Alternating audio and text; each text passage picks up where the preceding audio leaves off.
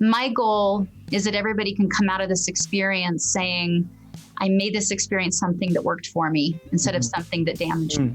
That's the vaccine. We're looking for a vaccine for COVID. Mindfulness is the vaccine for the anxiety and the panic attacks that are going to arise.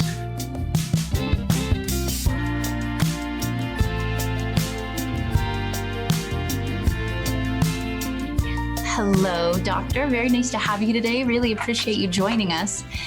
This is my first and inaugural Live from San Quarantine speaker series, and very honored that you are willing to help us kick off this series. Would you mind telling people about yourself so that they can be familiar with you? I'm happy to read your bio, but I thought you could do it a little better. Thanks. I'm a psychiatrist, and I went to medical school in South Africa. And I trained at Boston University, and then in 2000 joined the faculty at Harvard. And I went to a hospital called McLean Hospital, which is in Belmont, Massachusetts. Beautiful little place, 200 years old. And one of the things that I saw was a lot of young people coming in and out of the hospital who were very, very suicidal. And what would happen is that they would come in, they would get put on medications, and then they would leave, and then they would come in and get put on medications and then leave. And there seems something wrong with that, you know. So in 2007, after some lobbying and the support with the hospital, we decided to open up a unit for people who struggled with suicidality. And it was the beginning of the rise of a lot of suicidal behavior in young people. And sadly, we've hit a peak. We talk about a pandemic. There's also a pandemic of adolescent suicide. And we moved away from the old way of psychiatry, which was to, maybe do some talk therapy or maybe give someone some medications. But really getting to the fundamental nature of people through practices like mindfulness, and without locking people up, without jamming them full of medications, without locking the doors, and just being with. For years now, I've been looking at, just with my own life, solving and creating tools that would help me create a habit out of happiness. I didn't have access to therapy and a lot of traditional resources, and so had to get very inventive. And those are the types of tools we put into our youth foundation, which you were able to become familiar with. And just so impressed. I had no idea there were doctors like you in the world that were willing to go to that next level, that deeper level, to really look at what's curative. What are you seeing? First of all, you mentioned that we're sort of at this apex of an epidemic with suicide rates. The stats I have are suicide rates are up 60 or 70% since 2006. Is that the number you're working with, or what numbers do you have on that? Yeah, no, it's, ever since the CDC started tracking certainly adolescent girl suicides, it's at an all-time high. So, that they're higher than they've ever been, and they're rapidly approaching that of boys. Boys tend to be more, unfortunately, successful in their attempts, but girls are really catching up. And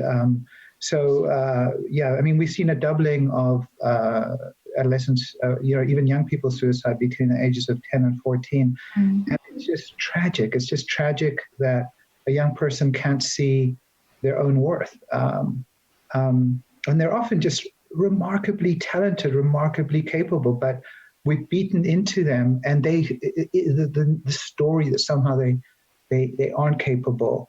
And I think some of my clients are actually listening in, and I'm telling you guys, you're all capable and you're all wonderful people. So, but they don't believe it. And then it's this false narrative that just plays around like some sort of ping pong ball or not ping pong ball, what was it? Pinball, but like bouncing around and just like repeating this, and you plant the seeds of that kind of negativity, and just like any other seeds, they grow. So they start believing that story, and life is bleak if you believe those stories. I mean, so it was really how do you begin to pay attention to that stuff without it drowning you, and ultimately being able to laugh at some of it and to say, really. You've got to be kidding me. Yeah. You know? When I was 18, I became homeless when I turned down the advances of a boss and started living in my car because I couldn't pay my rent that month because he fired me. And then my car got stolen and I started stealing. I was having panic attacks. I was agoraphobic. I moved out at 15. I grew up in an abusive household. My dad grew up in an abusive household. My dad's childhood home was so stressful that when he went to Vietnam, it was relaxing. That's when he really realized, holy smokes, I'm in trouble. Vietnam feels calm to me. And so when he started trauma triggering as a single parent, he drank and it didn't go well, predictably. And I moved out very young and I knew I didn't want to be a statistic. I knew the odds were really high of me being a statistic. I called it an emotional language at the time. The language my family spoke and that I inherited was a very predictable pattern that would lead to statistical behaviors of probably getting in a relationship that was abusive or getting in drugs and alcohol. So I knew I had to learn an emotional language, which is very daunting because there's no school. You know, you can go to school to learn Spanish, but where do you go to school to learn new emotional languages? For me, I was reading philosophy at the time and I had read Descartes and he said, I think, therefore I am. And that seed was in my head. It wasn't until later when I was homeless and I was 18. I was shoplifting one day. I looked in a mirror and I saw my image. I was a homeless kid stealing a dress and I was a statistic. It didn't beat the odds. And I remember this quote by Buddha that said, happiness does not depend on who you are or what you have. It depends on what you think. And I thought, well, it's all I have left. Maybe I can turn my life around one thought at a time. But I couldn't figure out what I was thinking because I had so much anxiety, and anybody watching that has that type of anxiety knows you're out of your skin almost all the time. So I started watching my hands and making notes about what my hands did because I figured that was my thought slowed down and cooled into action. And I could reverse engineer into what I was thinking. So I took notes. That was my huge plan. I left the store. I didn't steal the dress. And I started taking notes on my hands. It's the plan of an 18-year-old. But after 2 weeks, I had this amazing side effect. My anxiety virtually disappeared. And it was my first lesson. Mindfulness was not a word then, or a word I certainly had never come across. But it was teaching me presence. Because as you know, if you're in an observant or curious state, you're present. Mindfulness is just a fancy word for being consciously present. And so that caused me to start making these first little forays into experimenting with how my mind and my body connected and how I was wired. That if my brain was capable of being addicted, there must be a biological reason, right? It can't have been just a mistake. So how could I use it to my benefit? How could I get addicted to positive things? And so I started working on really specific things. And I remembered this quote by Descartes, I think, therefore I am. And for me, I said, what if it's I perceive what I think, therefore I am? Because if I can observe I'm sad, I'm something other than sad. I'm the observer of it. And I now have some distance from it. And that created this magical gap of realizing I wasn't my thoughts, that I wasn't my brain. And it was like so exciting to me because suddenly my body was like a car and my brain was not the driver. My brain was a steering wheel. And if I wasn't present to observe my brain, it would go on autopilot and take me down all the neurological roads I was programmed to go down. But if I was the observer of my thoughts, I then was behind the driver's seat, in the driver's seat, behind the wheel. And I could begin to now take my vehicle where I wanted to go.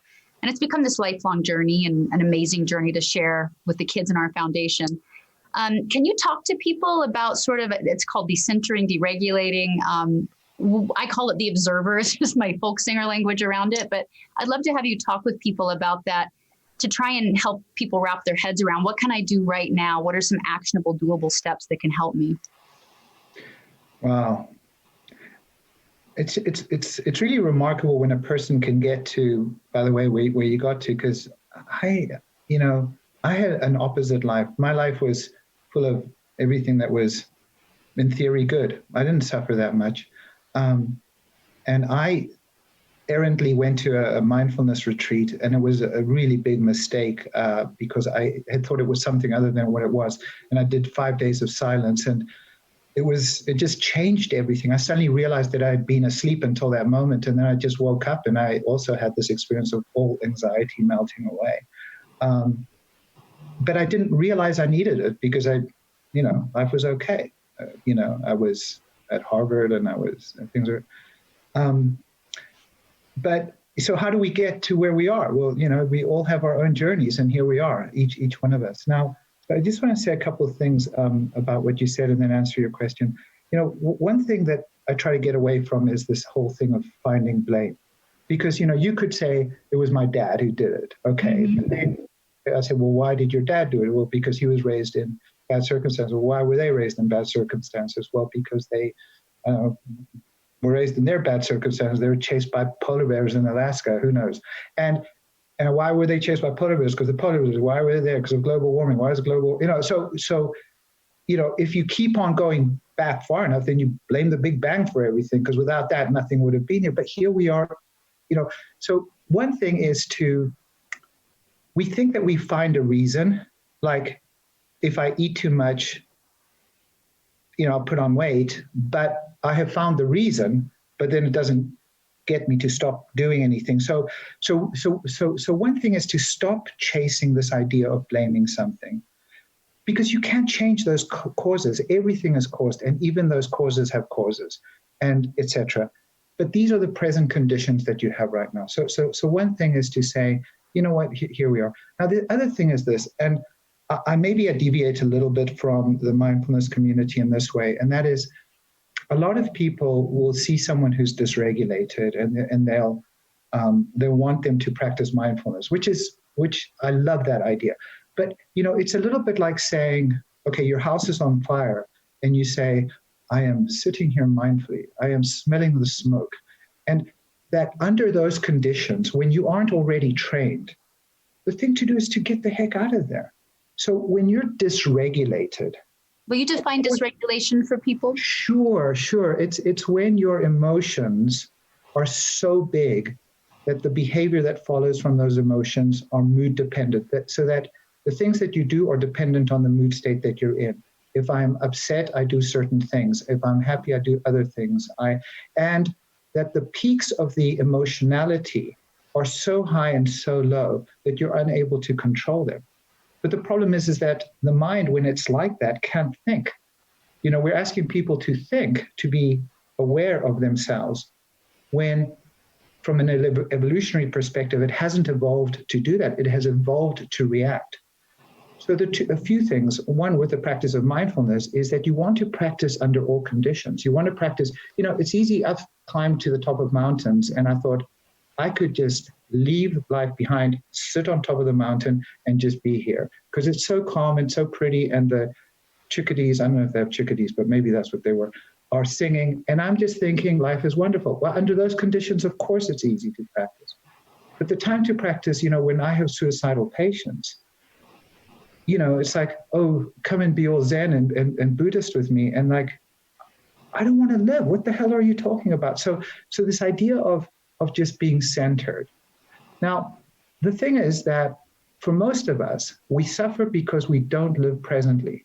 We live in a future that doesn't exist, or we cling on to a past that's been so hurtful. And if we think about when we're suffering, it's because we're holding on. We're holding on to futures that don't exist. I think we're going to join in my friend Frankie right now. Frankie, are you there? I'm here. Hi, darling. How are you? I'm so happy to be here. Thank you so much for having me. It's so inspiring. And I'm sitting here and on my computer and I'm reading the chat. And we're helping so many people. You guys are helping so many people right now. And a lot of people need to hear what you have to say. So sending everyone in the world my love, everyone that's here, and special love to everybody in the chat. Good to see you. Yeah, the times right now are really unusual. We're in this pressure cooker. Yep. Our brains aren't often a really comfortable place to be anyway, but we can keep ourselves so distracted that we don't really notice it. And now we're alone with our brains and we're quarantined, and it's harder to distract ourselves. I was wondering if you could talk about some of what you're going through. I'd love to hear some of your journey in your life. And then we'll kind of get into things that are happening now for you. Okay.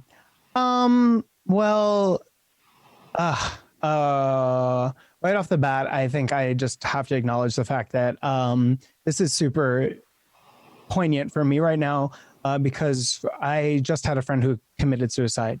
And it's somebody who was one of my litter mates, somebody who I ran, the sobriety streets with. Like, we got sober together. We went to the same meetings every day for a whole year. And she's the first person that I've lost to suicide in my life. And I am struggling with it. And so thank you so much for having this talk, because I've lost a lot of people to drug overdose. And as an alcoholic and an addict, like an identified alcoholic and addict who is almost sober 3 years, I can make sense of that in my head, because it's a cautionary tale to me. And I know that sounds so dark, but we have to make sense out of the darkness and the misery that happens in our lives. Otherwise, it'll drive us mad. And I'm struggling making sense of this suicide. I am. So that's it. That's just my disclaimer of where I'm at currently as a person.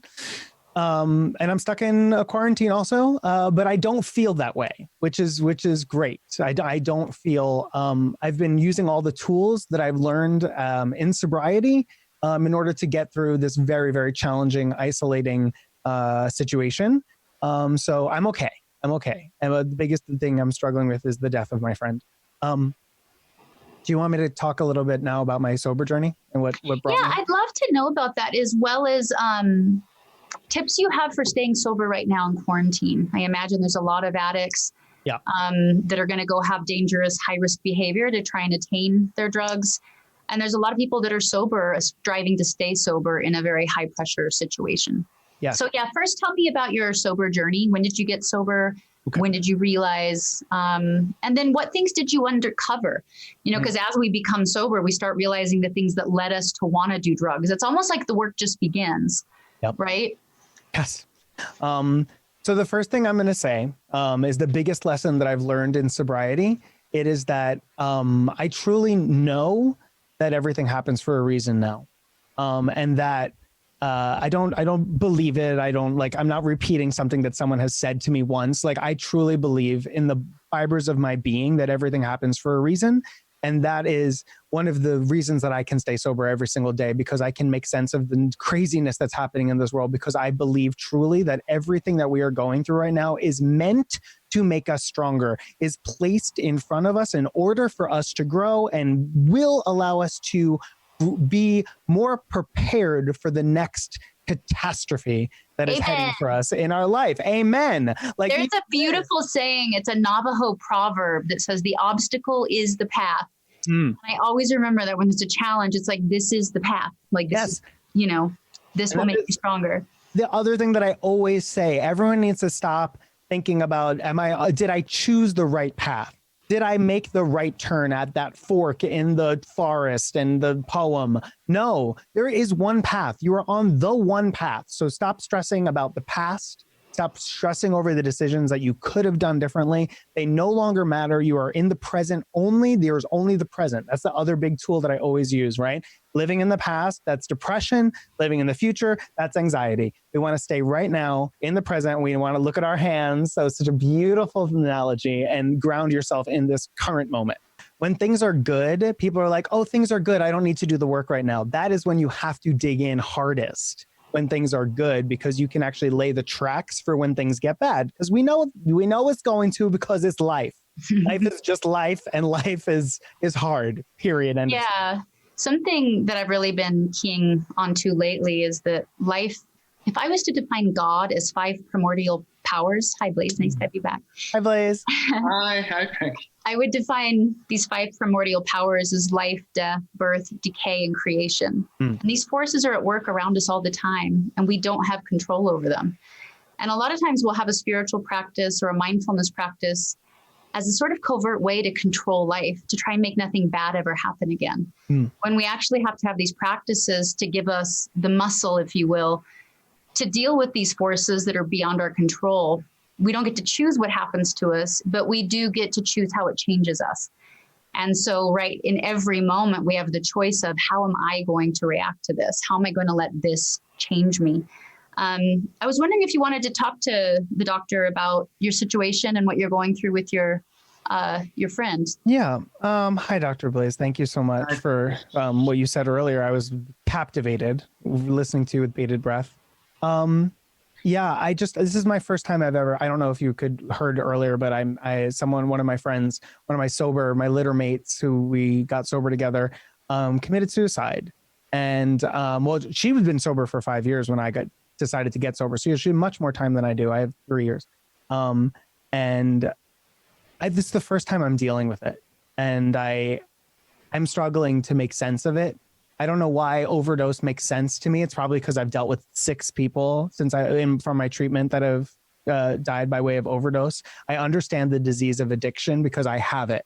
I understand deaths because of the disease of addiction because I have it. And I understand that this suicide could be because of that disease of addiction. Like, I understand that as well. But it's just, I don't know. I'm having a difficult time. So any words of advice you could have would be very greatly appreciated for me and her family and anyone else out here that's dealing with a death through suicide. I sometimes think about it this way. I think about, like, if you were to think about the worst day that you've ever had in your life, just take a second to think about that worst day. And if you were to imagine that was your life's journey, and that's your life's experience for the rest of your life, that's all it's going to be. That maybe with the pain that you experience in that moment, suicide would actually make sense. And so, something happens, and people feel so incredibly hopeless and so incredibly helpless, and they don't know where to turn to. And they feel in those moments, there's a depth of loneliness, and it's a delusion. It's a lie. It's a great lie, because we often feel incredibly lonely, and then we believe that loneliness to be true. But then when we're with people we love, then we're connected. But often those moments aren't that far apart. But then we feel that loneliness, and it feels like this is never going to end. And nothing that I've tried, all the drugs, or the people I've spoken to, and everything like that, is not going to end. But you see, because we're all interconnected, in a way, I mean, obviously there's the loss of her physical presence and the pain that comes with that. But she lives on inside of you, because look, here you are speaking to this. Mm-hmm. You're a manifestation of her in a certain way. If she'd never been in your life, we wouldn't necessarily be talking about this. You'd be talking about something else. Right. So there's also like a way of honoring that, in a way of advocating, of fighting, of saying, not me and not the people I love, and I will pay attention in a different way, so that you can honor her in these other kinds of ways. And again, I mean, really just sorry for your loss, and at the same time, let it be the force that shapes something. Yeah. Thank you. Right now, as we look at what we're facing as an entire world, I can't think of another time when every world power was afraid of the same thing at the same time. And it's invisible. It's beyond our control. I see this as a triad. I see this as the virus. I see this as an economic fallout, and I see this as a mental health fallout. And all 3 are attacking us, if you will. All 3 are messing with our entire structure, from thought processes to economic processes to health processes. Usually suicides double during times of recession. Right now, the call-ins to suicide hotlines are actually up 300%.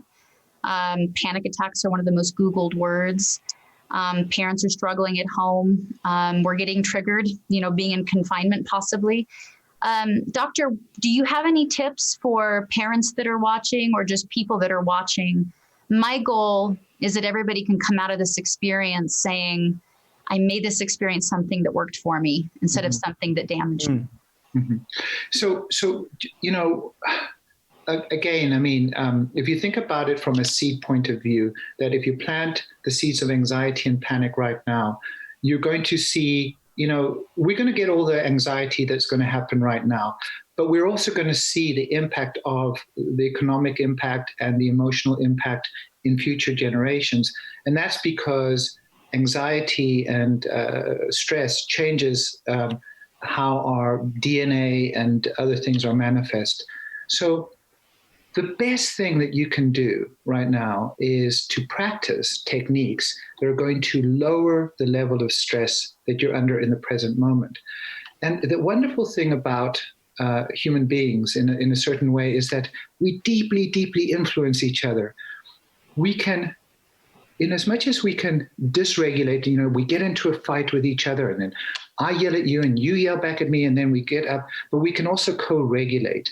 So the thing is that even just like my tone of voice, even my demeanor, my eye contact, my ability to step away from something that is not that big a deal and then get back into it is so important. So a few things that I would say is like when you're dealing with a child, and listen, I mean, I practice mindfulness all the time and I'm pulling my hair out. That's, I think, why I'm wearing this hat.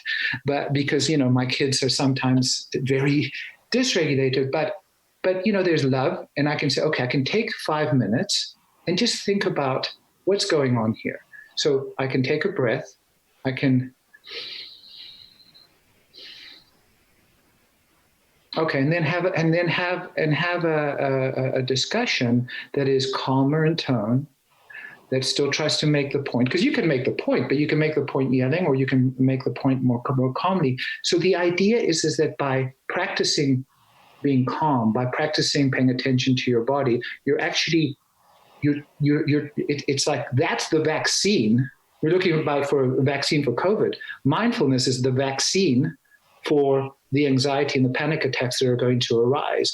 You're infusing a level of calm in this moment. Now, the idea is to then, like when you give someone a vaccine, it builds antibodies. So for us, you transmit that calm, and then the person continues to practice so that can grow inside the person, and it can become part of their daily routine. Yeah, I always tell my son that his body's listening to him. So all of his things that he's saying, his body's listening, and it's going to have a biochemical reaction, and it's going to build itself in the shape of those thoughts. And so if he says, as an 8-year-old, I'm stressed out, I go, you need to stop and really think about that, because your body's believing you right now. It's listening to you.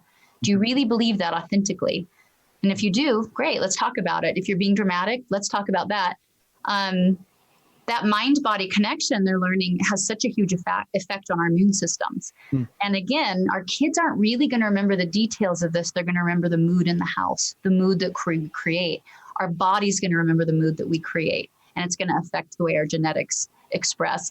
So yeah, it isn't just trying to be calm in the middle of a storm. It's just being willing to be present with the truth, whatever the truth is, and having a breath so that our bodies can dilate, our blood pressure can come down, our blood can reroute in our brain. We can get a different biochemical reaction, and we're going to make a different choice because of that. I think something a lot of people think is mindfulness is what I would kind of call being an ostrich with your head in the sand. There's no problems. It's all good. It's rainbows and unicorns. That's not real. That's pretend. It's denial. Mindfulness actually is gritty. It takes a strength and a willingness to say, I hurt, I'm upset, and I feel it. It's a very different thing. How have your adversities helped you in your career or life so far? Oh, wow.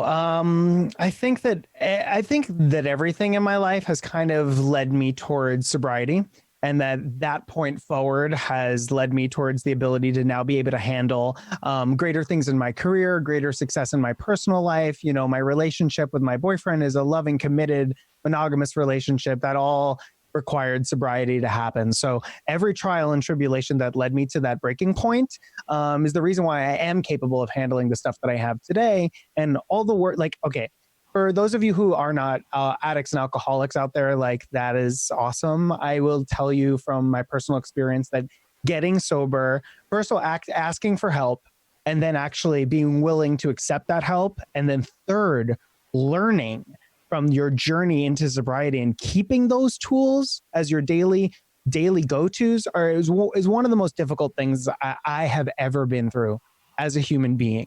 It did not come easy.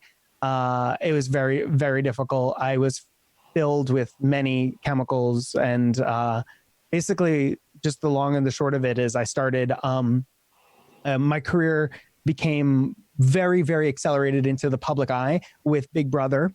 And when that happened, I went from, just a YouTube personality to like a household name. And that happened very, very quickly. And when I came out with it. I had created this amazing facade that my phrase is still shine bright like a Frankie, right? That was my thing. When people throw shade, shine brighter. I had created this gorgeous, beautiful, sparkly crystal armor with which to walk through the world and not be hurt and not take anything on. However, once fame really hit, I started to need to hide behind that armor harder and harder.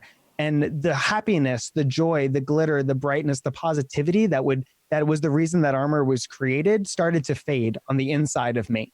I no longer had access to a higher power. I no longer had fuel to keep this persona that I had created up. And so I had to turn to drugs and alcohol in order to fill that void that was inside of me. And the only thing it did was darken my light. It made me darker and darker and darker. And it became harder and harder to wake up every day, to shine bright like a Frankie. All the things that I had created were kind of like my undoing because none of it was true anymore.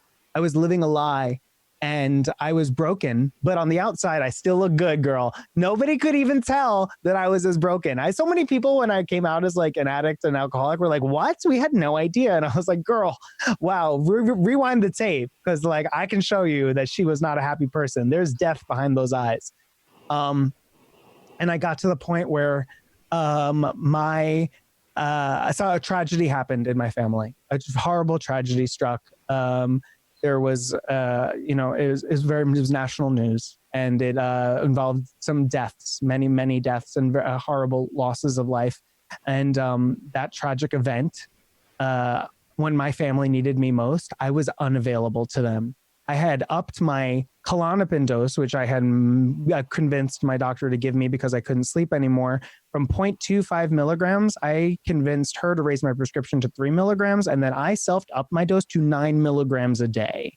I can see Dr. Blaise shaking his head back and forth because you know that is not a dose that a human being can walk through world surviving in. So after that, I was a zombie. And when the tragedy hit, my family looked to me for help, and I wasn't there. I couldn't help. And in that moment, when I saw the disappointment in their face, it was enough to wake me up. It broke the spell for a fraction of a second. And in that minuscule fraction of a second, I looked into my sister's eyes and I said, please help me. I got help, and I just started listening from that point forward. But it took a tragedy, like a global tragedy, to wake me up. And that's why I say that everything happens for a reason, because I was woken up in that moment. And that's the only reason why I'm sitting here today and talking to you guys. The only reason I was heading to death real fast. So that's my story. That's amazing. I'm so thankful you shared that. I have this belief, and it's just a belief, and that under the circumstances that any human being is in that moment, that things make sense. So that if you were in the mind of that maybe Klonopin taking bottle with tequila and the bathroom floor, that all makes sense in that moment. Now, you may not like it, but it just makes sense. And so the idea is to be very clear about what your truth is, and be very clear about what your expectation is and what you're willing to do to help and not to help. So if they say, listen, I'm going to ask for help, well, these are the things that I need to do. So I think that there has to be clarity, but it has to be a clarity that is driven by wisdom and not your own reactivity. So this is where the mindfulness practice comes in again, and that is to say, okay, I'm centered and I'm grounded, and I don't want you to die, and I'm going to do everything in my power. These are the things that I need you to do. But you know so that's one thing. On the other hand, if you simply come back over and over again and tell me that you're doing drugs, and you're telling me that you're making suicide attempts, and you're not coming into therapy, and you're not going into group, then I can't help you under those circumstances. And in as sad as it is, I will be here, but that has to change, because you don't need my help to continue to be self-destructive. You only need my help if you want to change that, So that's where, it looks something like that. Yeah. And self-honesty, I just think also is so important in that case. Like when you're trying to figure out where the healthy boundary is, like you have to be really rigorously honest with yourself and ask yourself, is this destroying me? Is this destroying my life? Like, can I no longer live like this? You know, and if the answer is yes, then you haven't put that healthy boundary in place. You know, just be honest. Yeah. Frankie, somebody asked you a question. How do you handle the stigma of addiction after getting sober? In today's culture, this person finds it difficult to find people that are willing to give you a chance, especially professionally, after they know about a struggle with addiction. For me, I feel like I'm lucky. Well, I never had addiction, but our job is kind of in the entertainment industry. It's okay. It's okay to come out. It's okay to say, hey, I've struggled with this. In a more professional setting, not that our jobs aren't professional, is that a really difficult thing to face, and how do we deal with that? I personally, if I was an employer and I knew somebody was in treatment, I would trust them more. But that's just because I know what it takes to go through it. I know the muscle and the grit and the amount of self-examination you have to now come to. I was actually sitting, when I was 15, I was adopted by Native Americans, and we were sitting in a big talking circle, and I was very young, but I remember the uncles talking about that the new warriors were recovered drug addicts, that was the modern war. And that if you walk through that fire walk, you were proud. You know, you were given, it was a warrior's stance. It was something to be incredibly proud of, not to be ashamed of.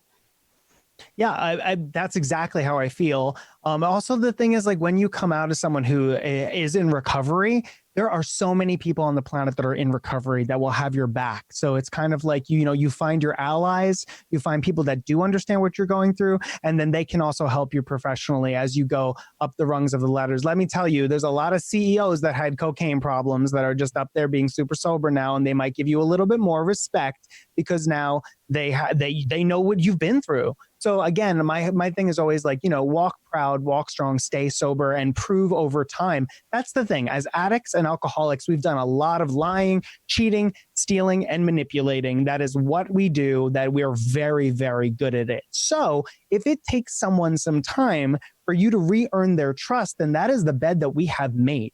We have to understand that might be something that we face. But if you face it head on and you say, listen, I know that you might have some difficulty trusting me because of my prison record, because I've done this, because I was in treatment, but I'm here to tell you, look you straight in the eye, that those things no longer define me. I am running a clean program. I am working hard. I have a sponsor. I have sponsees. I go to meetings.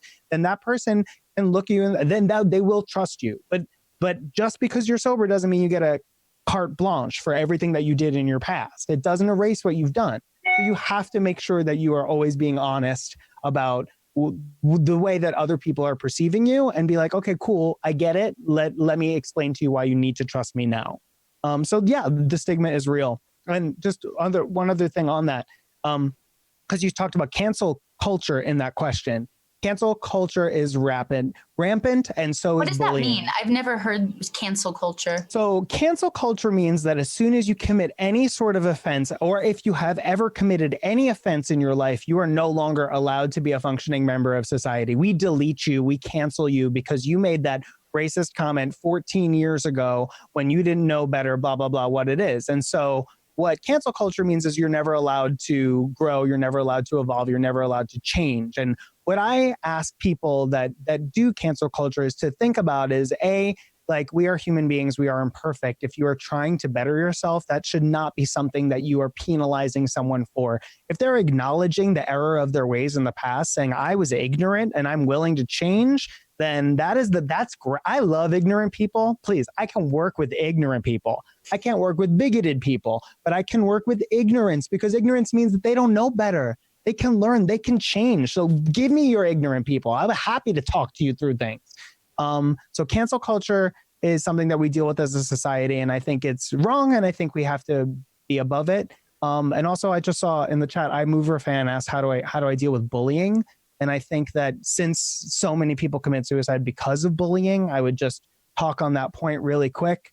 And what I do is, what I understand, I try to put myself in the mind of the people that are bullying you.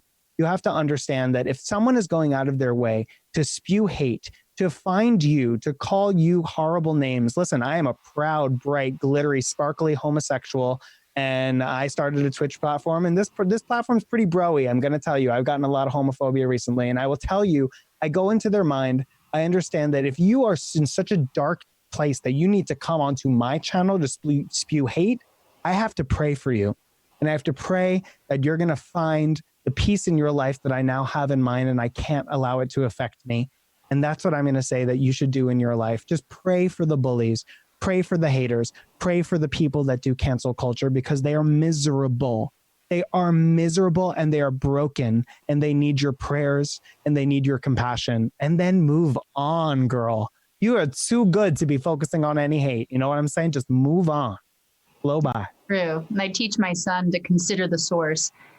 Just because they say it, is it true? And again, when we place our self-worth outside of ourselves, we're always relative to somebody outside of ourselves. And so our self-worth goes up and down depending on someone's opinion around us. Learning how to find that intrinsic sense of self-worth where I have value. Nobody can take my value from me. You can't. Even if I do something wrong, you can't take my value from me. You know, with my son, really getting through this idea that you're never beyond love, ever. Making a mistake doesn't make you a candidate. You can't be separated from my love. It's impossible. It's just our perception of being separated. A lot of recovering from addiction, a lot of recovering from my life, even though I didn't have that type of addiction, was learning a sense of self-worth. From listening to you, doctor, it seems like that's at the core of what you're saying a lot of our suicidal tendencies are, is a real lack of understanding of our inherent value. Is that true? And how do you address that? Yeah. You know, I don't like this idea of self-esteem. And because if I were to say, okay, like, am I faster than Usain Bolt? Well, no, because he's faster. So if I compare myself to Usain Bolt, he's faster. But you see, in our culture, we look at other people, they're, you know, more beautiful, or they're wealthier or something like that. But no one can be better at you than yourself, at being you than yourself. So like, you're the best at that. So this idea of self-worth, now I get into, you know, like my therapy sessions, I have to say, are pretty crazy because, like, I'm not talking about so much about medications and everything like that, but when you say I hate myself, and so many people tell me that they hate themselves, but what is the self that you are hating? So if you go through this thought experiment, okay, let's just say that we removed your arms and your legs. Would you still hate yourself? Well, yes. Okay, well, what if we, you know, how much of you can we remove and you still end up hating yourself? It's this sort of idea that you have in your head about who you are. It's not that you hate your fingers or your ears or anything like that, but we you know, say, I hate myself. It's this concept. And often it's, you know, it's something that we just throw out there. But if we get people to define it as, I don't like the things that have happened in my life, and I don't like some of the things that I have done. Well, okay. Well, then let's do them differently. I mean, think about regret. Now, let's just all think about this present moment right now. Right now. So it's 7:17 East Coast time, 4:17 Pacific time. Where are you, Frankie?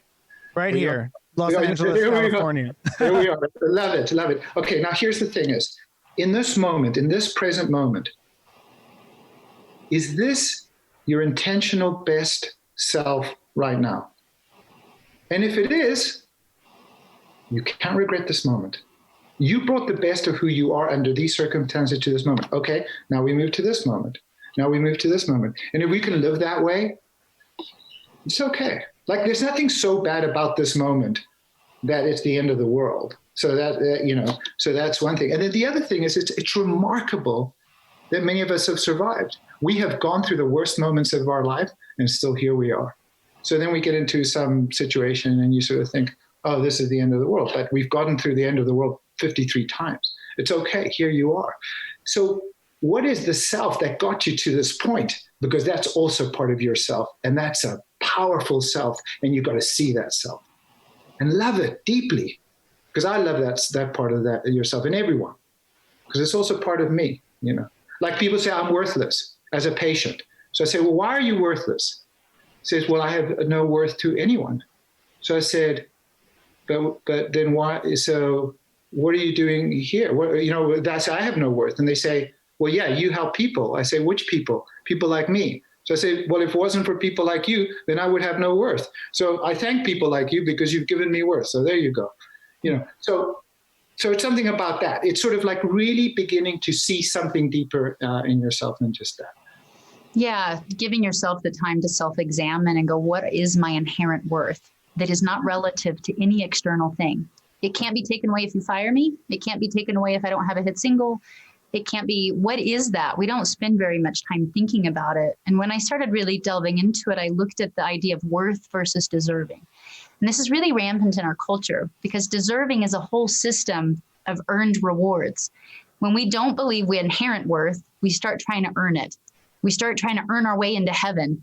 I inherently got kicked out because I'm worthless. But if I earn my way back in through special behaviors, and that'll manifest all kinds of ways. But these systems would come up of deserving. I deserve this now versus I'm worth it. I'm worth it all the time. It gets us in negative relationships because I want to deserve that person's love. That typically attracted to me a person who wanted to make me earn it in a way that wasn't necessarily healthy other than, common good practices as a human being. So that idea of worth versus deserving and learning to get myself out of the duality of deserving, this dualistic system of if I do this, I'm good. If I do this, I'm bad. Always worried I messed up. I haven't done good enough. I don't deserve rest. I don't deserve love. I don't deserve tenderness. I haven't earned it. It's a really anxious way to live. I've done it so much in my life and coming into my worth of like, okay, I'm worthy of tenderness and compassion all the time, maybe especially when I mess up. There's a beautiful Swedish proverb that says, love me when I've messed up because that's when I need it the most. Something like that. And it's really true. When our kids come in our foundation, I look at all of them and I'm like, you have at your fingertips a superhuman fuel that if you can convert this pain into something useful, into something beautiful, if you can forgive and let go of that anger, you're going to be a lethal weapon of mass compassion in the world because they are grittier, they're more compassionate, they understand empathy and its need more. They become just these it's like having a superpower. Oddly, we're not taught what to do with pain. I don't know why, because none of us get out of life without pain. It's shocking to me. We're not taught pain's normal, you will survive it, and here's what you do with it. I mean, it's bizarre to me that we're just not even given that skill in school because we all start to harbor our pain as a shame and like something's wrong with us. And then it starts affecting our sense of self-worth when it's like, oh no, this is pain. These are your options of how to convert it. Let go of anger, let go of the, resentment, don't hold a grudge, and look at how you can convert this into something beautiful. I had this, again, in my book, I talk about setback after setback. And when I got divorced, I was like, you gotta be kidding me. I'm 40. I'm exhausted. I mean, how many more times had I be going through this? And I had this image of a vessel that just kept being broken. And I was like, what if the point is to just stay open? You can only break something that's closed, right? What if I just stayed open? What if I stayed so loving, so vulnerable, so kind? Wiser, with boundaries, don't get me wrong. But what if I could come through each of these experiences more giving, more loving, more compassionate? If somebody like Nelson Mandela can do it, I gotta be able to do it. I'm not in prison. So this is the song I wrote about that. It's called Mercy. And you know what? While I'm at it, I just want to dedicate this song to everybody on the front lines. I just read an article published in Italy about Italy and Spain and the PTSD that our first responders are getting. There are, nurses and doctors that are feeling like absolute failures. It makes me cry thinking about it because they lose so many patients every day. And the trauma of seeing that much loss, the exhaustion that adrenaline can only get you by for maybe a month, but this is a long haul. So I want to say thank you to everybody that's on our front lines all over the world. Wherever you are, whatever hospital you're working in, the janitors that continue to come into work to clean our buildings. For you, at Harvard's McLean Hospital, all the people that are still there helping fight for people to have the right to fight for their own life. I talked to Rodney, who runs Kroger. He was on the phone with other countries, with other supermarkets to learn what they were going through before it hit us here. So we could learn about his supply chain, so we could learn about keeping his tellers safe. I think of these grocery store clerks that are there stocking the shelves every day. They don't have a lot of protection, if any protection.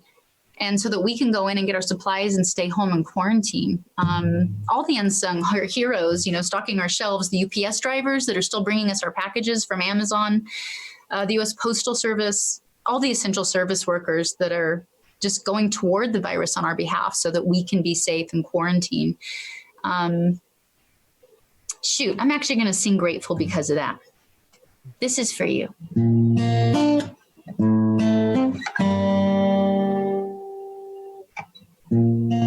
When everything's wrong, when I can't find my song, when darkness is all I see, there is a remedy.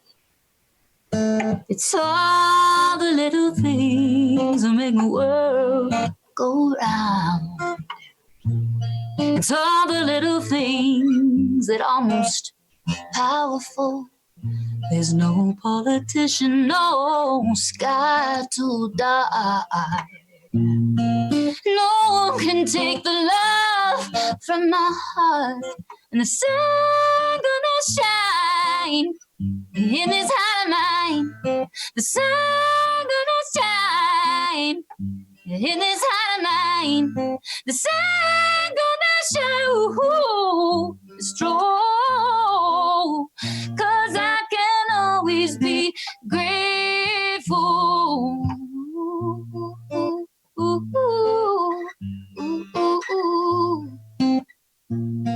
When the loudest sound is your own life crashing down.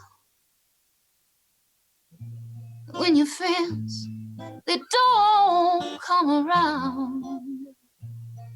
There's one true thing I found. It's all the little things, the bells that ring, the green, green grass, and the birds that sing. I'm gonna choose the bright side to see, and no one can take that from me, 'cause the sun gonna shine in this heart of mine. The sun gonna shine in this heart of mine. The sun gonna shine, ooh, it's true, 'cause I can always be grateful. So bring it on, bring it on, bring it on, bring it on now. Bring it on, bring it on, bring it on, bring it on, bring it on, bring it on, bring it on now. I'm singing on, singing on, singing on. I'm singing on now. I'm singing on, I'm singing on, singing on. 'Cause the sun gonna shine in this heart of mine.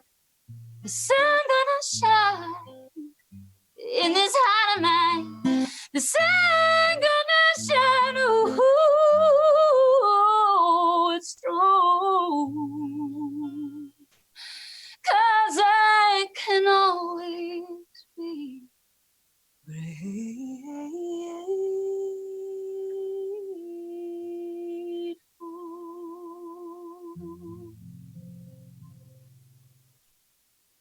Yay! Yeah, so beautiful. All Oh of our my first God. responders, for all the people out there, we're so grateful for you. What an unprecedented time we're living through. Once in a, I don't even know if this will ever happen again. I hope it doesn't. I know we lived through the Spanish flu. It was somewhat similar, but very extraordinary. You guys, I can't thank you enough for being on. I guess let's see if there are any kind of final questions that people are really wanting to know.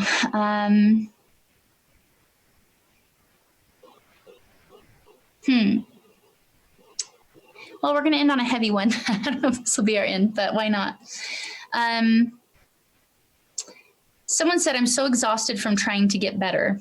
I'm on another round of new meds and another new therapist. I'm just so tired. I'm at the end of my rope. I'm out of spoons. I have started planning. How does anyone continue on when they feel so completely and utterly done? You know, Einstein said that insanity was doing the same thing over and over again and expecting a different result. And, you know, the truth is that a lot of typical therapy, sadly, just doesn't work. And a lot of, we try to change a person through medications and through listening. But Jewel, you never learned how to play the guitar by talking to someone. You picked up the guitar and you played it, and you are your own instrument. And so in a certain sense, and please, the person who wrote that, do not, you're making a commitment to this community who's out here that love you deeply, and you don't even know that you're loved deeply, but because you're part of each of us and you've joined us, so you're part of this whole thing. You don't act, because, but don't keep doing the same thing, going to just go and talk or just take medications. Now, 100%, if you've got a diagnosable condition, then you've got to take medications. That if you're, have a schizophrenia or something like that, where you're hearing, no question. But medications are not going to take away the suffering in your life if it's because of how you see yourself, if it's what the world has done to you and stuff like that. So I think that it's finding a new path. And I have this idea that it would love to do, if we could do it, is to take everybody who's got mental health issues. And again, we're not going to talk about medications or not medications, but just go somewhere, like maybe in the desert, and we all just sit there and truly meditate and just clean our bodies of the toxicity of drugs, of politics, of disconnectedness, of falsehood, and breathe the now clean air. Thank God that we've got cleaner air now. But reconnect. But you have to start with making a commitment that suicide is off the table, that you can find a new path, and that path isn't through the path that you've taken, because that's taken you to a negative place. But we can find you a new way. But it has to be with a commitment. I'm not going to do this, and I will find the path. Jewel's house, which was a car when she was 15, was stolen. Her house was taken. But look at her, here she is. It's okay. You can lose a lot, but start off with the commitment that you will not act. And I'm just, through whatever this medium, thank you, Twitch, sending you love. But we have to do something different. Yeah. I'm so glad that you brought up that, a lot of people aren't getting the results that they want in therapy. Talking isn't helping, the medication isn't helping. And that's a very desperate feeling, because now you've gone to an expert and it isn't working, which you're going to become egocentric about and go, something must be wrong with me, because this is therapy. And if it isn't working, something must be wrong with me. Am I safe in saying my belief that it's okay to fire your therapist, and it's okay to find another one, and it's okay to create a metric? Therapist, doctor, how do I know what I'm getting better? I want measurable results.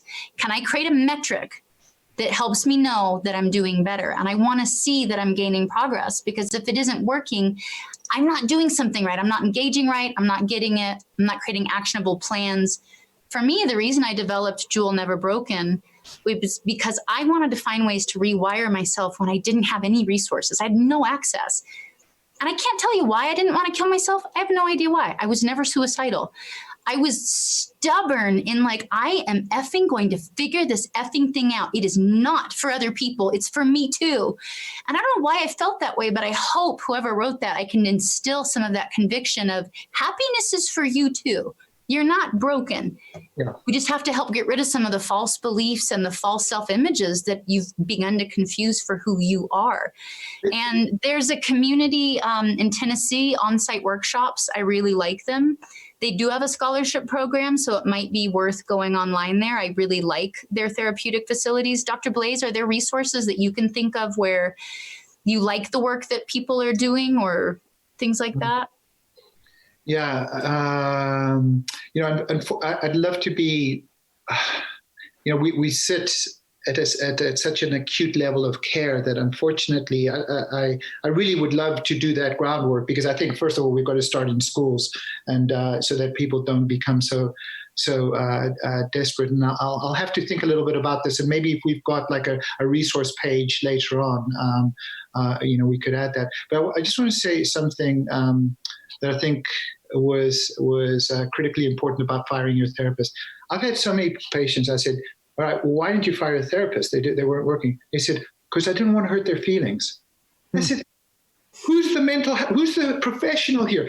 If your therapist is so brittle that you're going to hurt their feelings, now you can do it with dignity. You could say, I don't think that this has worked for me. Thank you very much. I need to find, if you come to me and you say, I've got dry skin and I give you hair coloring, you might say, well, that's the best hair coloring ever, but I've got dry skin. If I'm not doing what you've asked me to do, then let's measure that. And if I'm not doing it, let's set a month, 2 months, whatever, and then thank you very much.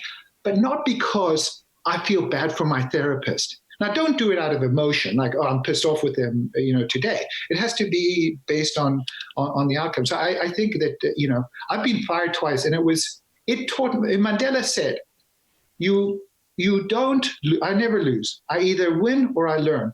And those firings taught me something about who I am and how I do therapy. And I thank those patients who fired me. So none of you guys who are out there can fire me anymore. But anyway, well, yes, you can actually. Yeah. But anyway, that's what I would say. And I just want to just bring it full circle to what I started with and say to you, if you're out there and you're thinking about taking your own life, like, just breathe through this moment, get through this moment, and listen to me when I say I believe this, that everything does happen for a reason. Just a little bit over 2 years and 9 months ago, I was face down on a bathroom floor on 9 milligrams of Klonopin with a handle of tequila next to myself. And guess what? I did not want to live anymore. I didn't want to be a part of this world. That's why I was trying so hard to just numb myself out and be a block of ice and just not feel and not participate anymore. I was done.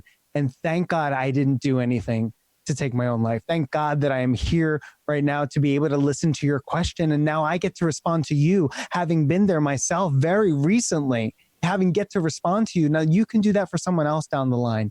You just putting your question in the chat right now and us being able to answer that right now is why you're here. So stay here. One of our girls in our youth foundation came to us a year ago. Her name's Clarissa. If Clarissa is around and you guys could put her on, I would love to talk with her. What up, gangster? Hi. Hi. What's up? Thanks for popping in. I really appreciate it. So we have a youth foundation for anybody watching. It's called Inspiring Children. We work with at-risk youth, but pretty soon people seeing our children realize they're not at risk. They're doing just fine. We help a lot of kids that have suicidal ideation overcome it with tools from mindfulness. And Clarissa is one of our newest kids. She came to us, I guess, a year ago already. Time's just flown. Yeah. But somebody just was talking about that they're sort of at their wit's end and they're kind of making plans and having serious suicidal ideation. And I thought you'd just be a great person to talk about it because you're what it looks like on the other side of that. Can you kind of tell your story briefly, what you were up against and share? Yeah, for sure. So to make it short, I grew up in a house with domestic violence where my mom was addicted to drugs and struggled a lot with mental illness, lost my home, ended up with just my father, and then struggled a lot with mental health when I was 12, 13, started self-harming, having suicidal thoughts, attempted multiple times and lost my brother to murder when I was a sophomore, almost lost myself to a suicide attempt my junior year with a drug overdose. And then senior year of high school, so last year, I lost my mom to her addiction. She overdosed on drugs as well. And so obviously with all of that, I didn't want to be alive, which is understandable for someone in my shoes. But, it's meeting someone in the foundation that taught me that I'm not the thoughts in my head and that the future doesn't exist. So my mind was always like, my life will be like this forever. Like I will always be in pain and I am a lost cause and it'll stay that way. But when I was told that, my mind is a liar and I could make that separation, I had a huge paradigm shift where I was like, wait, like I am someone so much more than just the thoughts in my head. And, what exists inside all of us is this peace. Ryan, the director here, he talks a lot about how, when we're babies, when we're kids, we have that innocence and we can all return to that. Even if life hardens us. And, I'm really happy to say that now through meditating every day and being a part of the foundation, I've finally understood and allowed my feelings and thoughts to come in but understand that they're not me. So when I have those feelings of depression come or those suicidal thoughts come in, I notice them as something outside of myself. I'm like, okay, you're here again. But I no longer freak out because I learned that, you know, just like the weather, we will have our sunny days, our rainy days, our cloudy days. But I don't have to hate the rainy days or the cloudy days, you know, and long for the sun. I can be at peace with all of them. So I'm never really searching for anything. I'm okay with what is. But right now I have a sunny day because I'm talking to you all. So I'm really grateful. Yeah, something I describe a lot is that if we're a tree, our job is not to hang on to the weather. If a tree was to grab onto the wind, it would pull the tree over.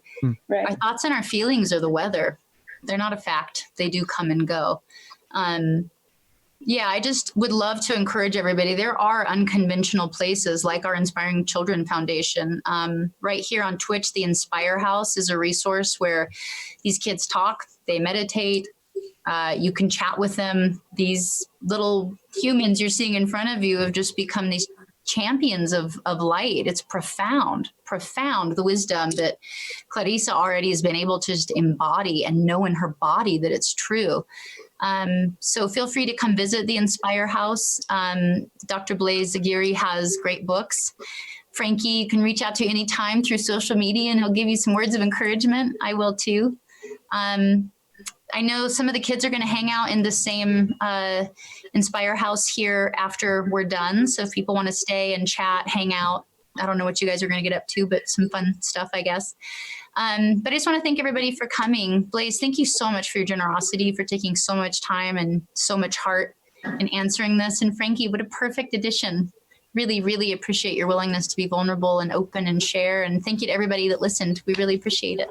Thank you so much for having me. It's been such a beautiful afternoon. I put in the chat, I said, this is the best day of my life. Like I feel so proud and so connected and wrapped in a cocoon of light. So thank you for today. It's wonderful. It's a great gift,